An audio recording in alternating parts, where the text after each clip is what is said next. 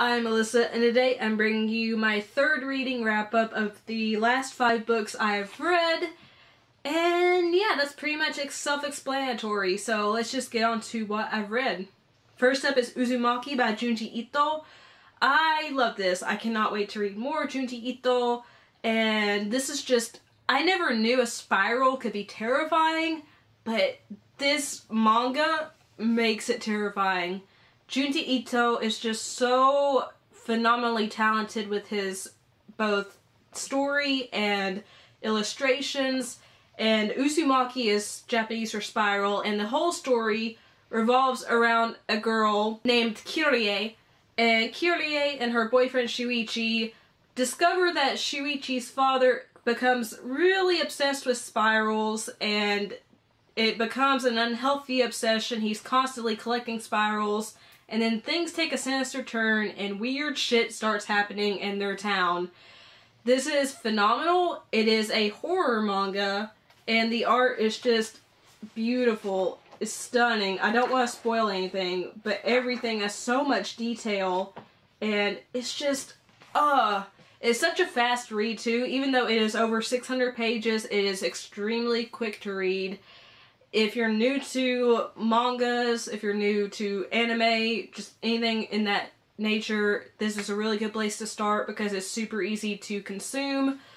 And it's terrifying. It genuinely is terrifying. The imagery is disturbing, so I would recommend you be at least 17 before you read this because stuff gets gruesome. There are gruesome pictures in this, like some pictures that even made my stomach churn. But it's just so well done, and I was so captivated by the story. Highly recommend it.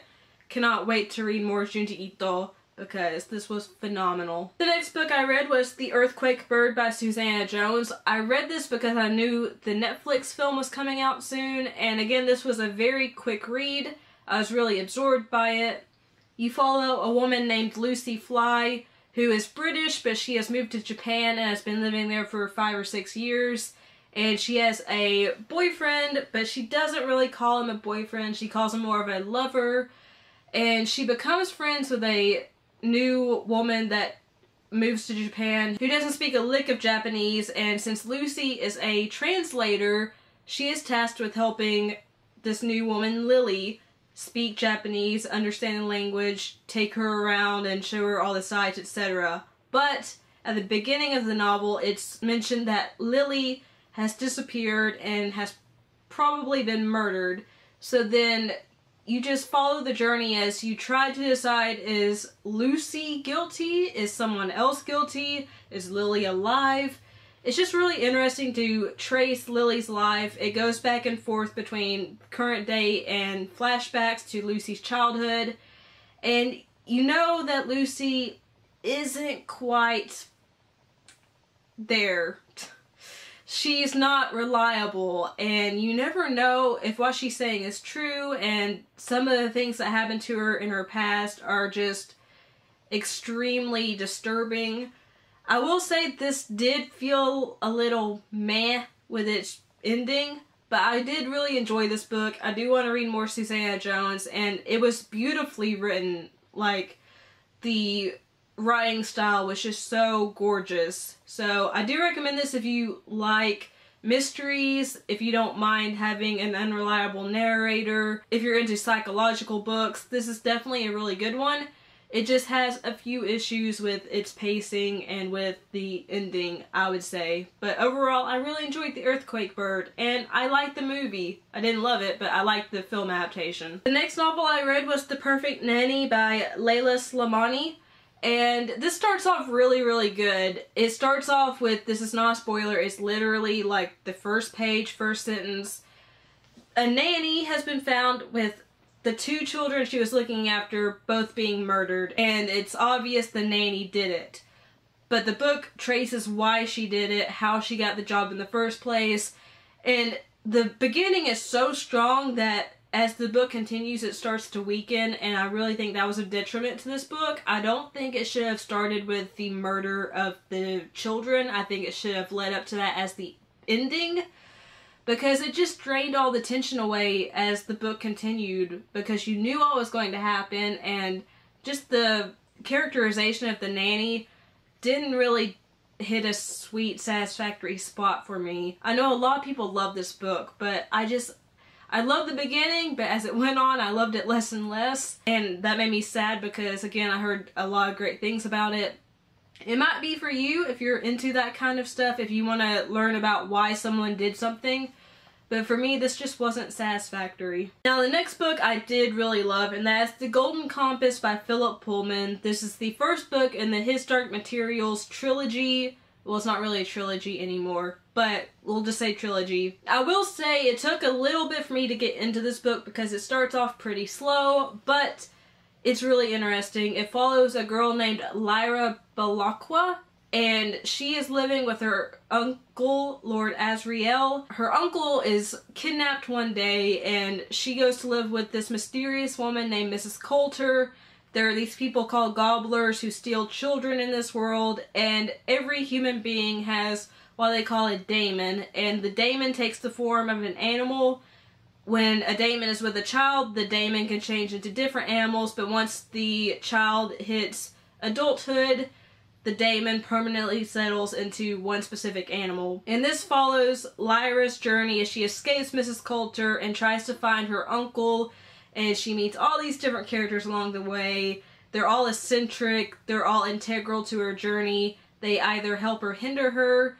And it also goes over the topic of dust, which is what all the adults in the book are fighting over, and what makes this book controversial with the religious aspects. To me, I didn't really notice the religious aspects so much until I looked up a description about why this was so controversial. I literally just read this as a fantasy novel. I do think it is a little too dark to be considered a children's book like a lot of people say it is, but I really, really loved it. I'm excited to continue and see how Lyra's journey ends and how it progresses and what happens to the characters. But this is an excellent fantasy novel. If you're new to fantasy and you want to get into the genre, this is an excellent place to start because it eases you in. It doesn't just fully throw you into a bunch of different worlds or different characters that are confusing. You have to remember everybody's name. This is pretty straightforward. It does take a little bit to get going, but I really loved it. And the last book I read was The Rhythm Section by Mark Burnell because, again, the movie is coming out really soon. And for the most part, I really like this. It reminded me of a female James Bond. You follow Stephanie Patrick, who is a former prostitute slash drug addict slash alcoholic who, after being taken in by a really kind stranger, kicks all those habits, starts to turn her life around for the better, but something happens to the person that took her in, and she is soon recruited by this super secret agency to basically be a hit woman. And she's also wrapped up in this terrorist plot that involved the death of her family. It sounds very complicated, but it's not when you read it. It starts off super strong, it ends super strong. My main issue with this book was the middle, because in the middle there's so much exposition about all these different things, and I just felt it kind of bogged the story down and took away some of the suspense. And there are also these time jumps that happen. They just happen abruptly, and the book doesn't really explain too much about what happens during the time jumps. It gives you little clues, but that's it. But overall, I think Stephanie Patrick is an amazing protagonist because she is very flawed, but she's relatable. She has her struggles, she has her demons, but she's not perfect, but she's relatable. She's someone you can know. And I'm really excited to continue on with the series. I'm excited to see the film adaptation. This is a very action-packed book. Stephanie is a strong female character. And I'd say if you haven't read this and you're interested in books that deal with espionage and mystery and have a strong female protagonist, check out The Rhythm Section. So those are the last 5 books I read. I will make another wrap-up once I read 5 more novels. Let me know what books you've read recently down below in the comment section. Or just leave me an emoji, let me know you're here. Say hi, something. I just want to know that you watched and I want to interact with you. If you liked the video, leave a like. Share it if you liked it. If you're new here and you haven't subscribed yet, but you like what you've seen and heard, hit that subscribe button. Also tap the notification bell, just so you'll be alerted every time I upload a new video. If you'd like to follow me on social media sites, those are all linked in the description box down below the video. I love you guys. Thank you so much for watching. Bye.